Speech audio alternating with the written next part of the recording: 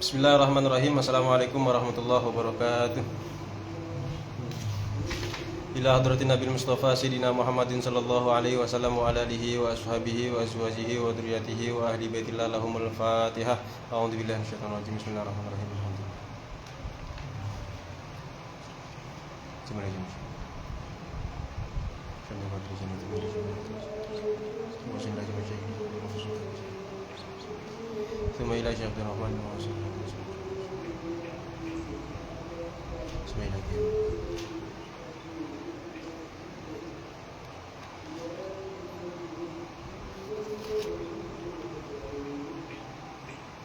Al-Fatihah. A'udzu billahi minasyaitonir rajim. Bismillahirrahmanirrahim. Alhamdulillahirabbil alamin.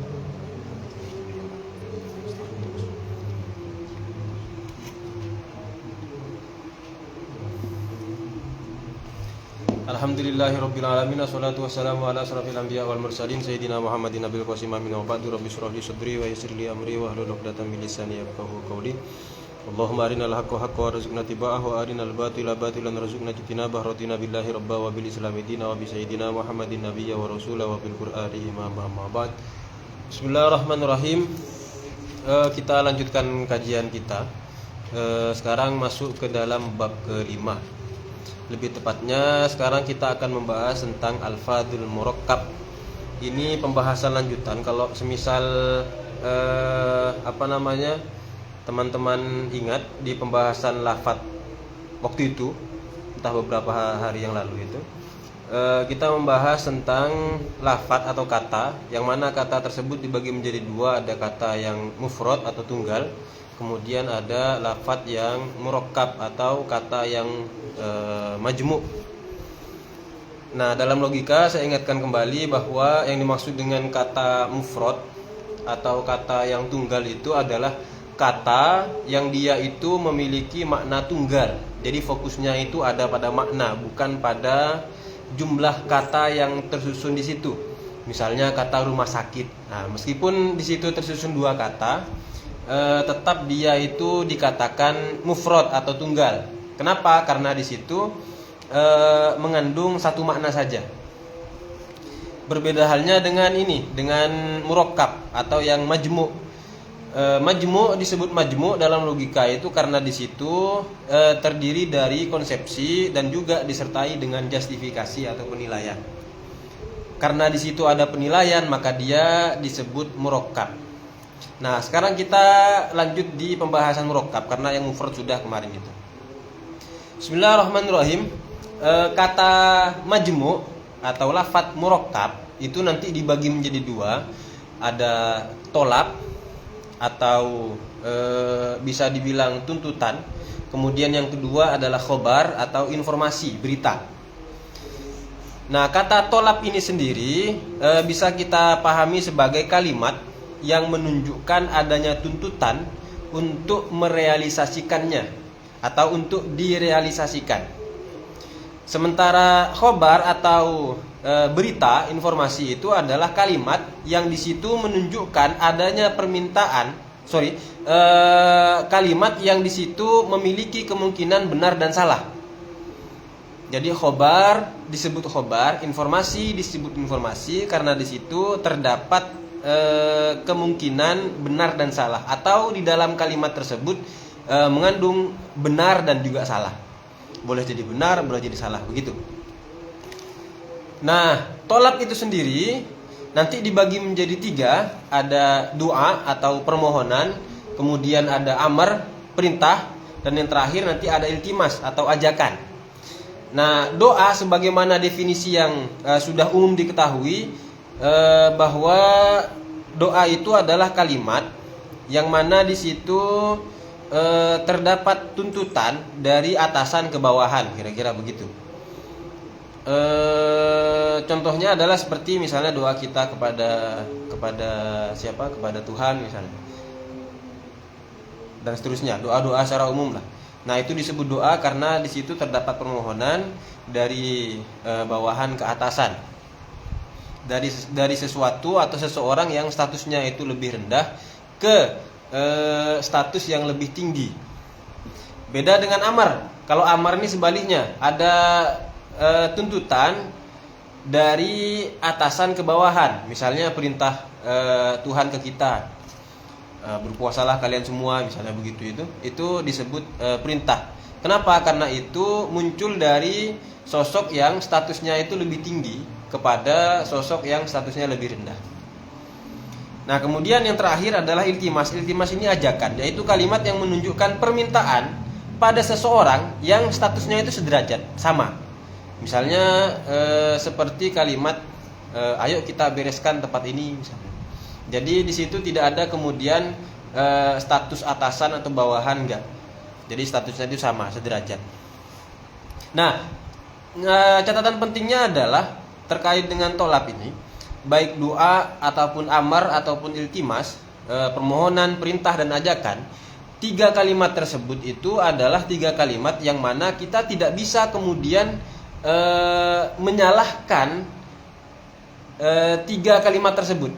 Misalnya ada perintah misalnya, tolong ambilkan meja. Nah, kalimat tersebut, kalimat tolong ambilkan meja itu tidak bisa disalahkan. Kenapa? Karena memang kalimat tolab atau tuntutan itu tidak mengandung kebenaran ataupun kesalahan. Jadi nggak bisa kita menyalahkan perintah, sebagaimana juga kita tidak bisa menyalahkan doa atau permohonan. Kita juga tidak bisa menyalahkan iltimas atau ajakan. Karena di situ sekali lagi tidak mengandung kebenaran dan juga tidak mengandung kesalahan. Atau kalimat yang lain misalnya kalimat kagum, subhanallah misalnya, indahnya gunung tersebut misalnya begitu. Itu kalimat yang nggak bisa disalahkan. Jadi pada intinya doa, kemudian amar perintah, kemudian iltimas ajakan itu nggak bisa disalahkan. Selain itu juga ada kalimat ini, kalimat yang mengungkapkan rasa kagum misalnya, dan seterusnya dan sebagainya, kalimat-kalimat yang sejenis itu. Jadi nggak bisa disalahkan. Adapun kalau semisal ada orang bertanya, kemudian ini kita ingin menyalahkan pertanyaannya, oh ya kalimat tanya itu juga sama, tidak mengandung ini, tidak mengandung kebenaran atau kesalahan.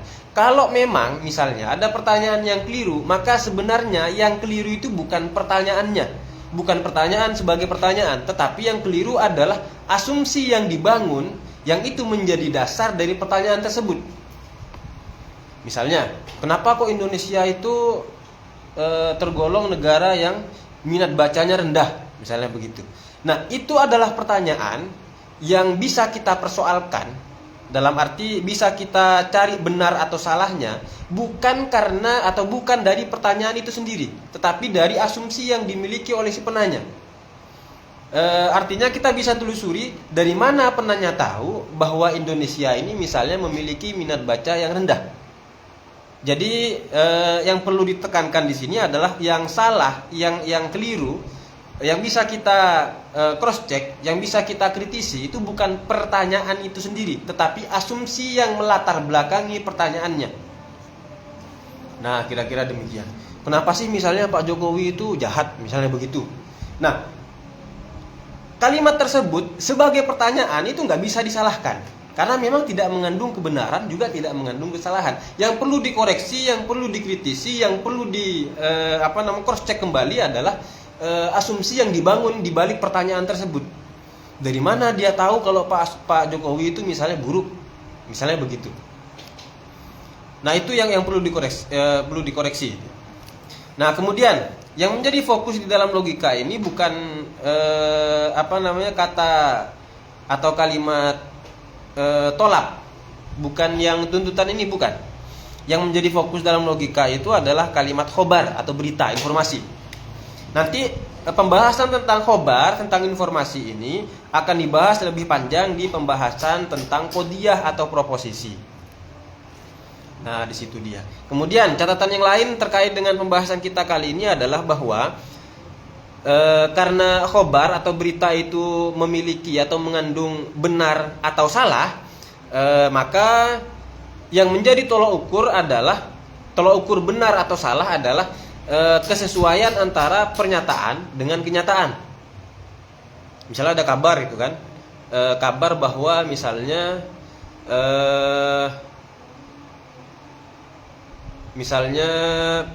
Palestina diserang oleh Israel, misalnya begitu. Itu informasi yang kita dapatkan, kabar yang kita dapatkan. Nah, pertanyaannya adalah benar nggak informasi tersebut? Maka kita bisa cross check sesuai nggak pernyataannya dengan kenyataannya. Nah, setelah diteliti misalnya di mana di media sosial, kita lihat di media-media yang terpercaya misalnya, oh ternyata memang betul Israel itu diserang oleh Palestina misalnya begitu. Maka dengan demikian kalimat tersebut benar. Kalau semisal sebaliknya tidak terbukti kalimat tersebut tidak sesuai dengan kenyataan, tidak sesuai dengan realitas, maka kalimat tersebut keliru, tidak bisa dikatakan benar. Nah, nanti pembahasan yang lebih panjang akan disampaikan di proposisi terkait dengan khobar. Itu juga sekaligus menjadi gerbang masuk kita untuk mempelajari tentang tasdid. Nah, kira-kira itu yang bisa kami sampaikan sementara. Jangan banyak-banyak lah, sedikit, yang penting masuk semua, daripada panjang gak masuk-masuk kan. Kurang lebihnya mohon maaf. Wallahu yuwaffiquna ila sabilil anbiya wal mursalin wa ila ma khairin nahdutil ulama wan hadiyin. Assalamualaikum warahmatullahi wabarakatuh.